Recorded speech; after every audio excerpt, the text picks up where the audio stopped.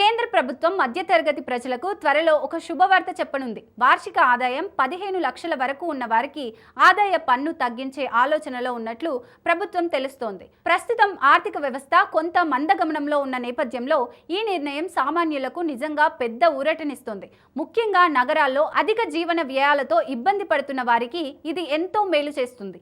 ఈ మార్పుతో లక్షలాది మంది పన్ను చెల్లింపుదారుల జేబుల్లో కాస్త ఎక్కువ డబ్బు మిగులుతుంది. వచ్చే ఏడాది ప్రవేశపెట్టనున్న 2025 కేంద్ర బడ్జెట్లో ఈ ప్రకటన రావచ్చని సమాచారం. అయితే పన్ను ఎంత తగ్గిస్తారనే విషయంపై ఇంకా స్పష్టత రావాల్సి ఉంది. బడ్జెట్ సమయానికి దీనిపై ఒక స్పష్టమైన ప్రకటన రావచ్చు. కేంద్ర ఆర్థిక శాఖ దీనికి సంబంధించిన తుది కసరత్తులో ఉన్నట్లు తెలుస్తోంది. ప్రస్తుతం మన దేశంలో ఆదాయపు పన్ను విధానం ఎలా ఉందో చూస్తే, ఒక వ్యక్తి యాన్యువల్ ఇన్కమ్ 3 లక్షల నుంచి 15 లక్షల మధ్య ఉంటే వారు 5% నుంచి 20% వరకు ట్యాక్స్ కట్టాల్సి ఉంటుంది. అదే వారి ఆదాయం 15 లక్షలు దాటితే ఏకంగా 30% పన్ను కట్టాలి. అయితే పన్ను చెల్లించేందుకు 2 ఆప్షన్స్ ఉన్నాయి. మొదటిది పాత పన్ను విధానం. ఇందులో ఇంటి అద్దె, బీమా లాంటి వాటికి ట్యాక్స్ ఎగ్జంప్షన్ ఉంటాయి.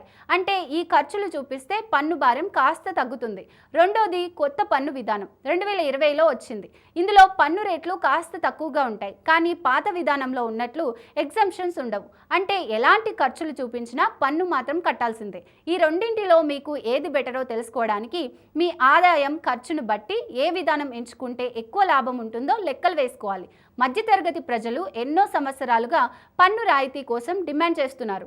ముఖ్యంగా ఆహార పదార్థాల ధరలు విపరీతంగా పెరగడంతో వారి కొనుగోలు శక్తి బాగా తగ్గిపోయింది. సేవలు కొనడానికి కూడా చాలా మంది ఇబ్బంది పడుతున్నారు. పన్ను తగ్గింపుతో వారి చేతిలో కాస్త ఎక్కువ డబ్బు ఉంటుంది. తద్వారా పెరుగుతున్న ధరలను కొంతవరకు తట్టుకోగలరు. ఇది నిజంగా సామాన్యులకు ఊరటనిచ్చే అంశం. ప్రపంచంలోనే 5వ అతిపెద్ద ఆర్థిక వ్యవస్థ మన భారతదేశం. కానీ 2024 జూలై నుంచి సెప్టెంబర్ మధ్య కాలంలో ఆర్థిక వ్యవస్థ అనుకున్నంత వేగంగా అభివృద్ధి చెందలేదు. ఇలాంటి సమయంలో ప్రభుత్వం పన్నులు తగ్గిస్తే ప్రజల దగ్గర ఎక్కువ డబ్బు ఉంటుంది. దాంతో వారు కార్లు, బైక్లు, నిత్యావసర వస్తువులు కొంటారు. ఇలా కొనుగోలు పెరిగితే వ్యాపారాలు మళ్లీ ఊపందుకుంటాయి. తద్వారా దేశ ఆర్థిక వ్యవస్థ మళ్లీ పుంజుకుంటుంది. కేంద్ర ఆర్థిక మంత్రి నిర్మలా సీతారామన్ ఈ ఆందోళనలను గుర్తించారు. పన్ను రాయితీ కోసం సోషల్ మీడియాలో వచ్చిన విజ్ఞప్తికి స్పందిస్తూ ప్రభుత్వం ప్రజల అభిప్రాయానికి విలువ ఇస్తుందని ఆమె హామీ ఇచ్చారు. గత దశాబ్దంలో మధ్యతరగతిపై పన్ను భారాన్ని తగ్గించడానికి ప్రభుత్వం చేసిన ప్రయత్నాలను ఆమె గుర్తు చేశారు.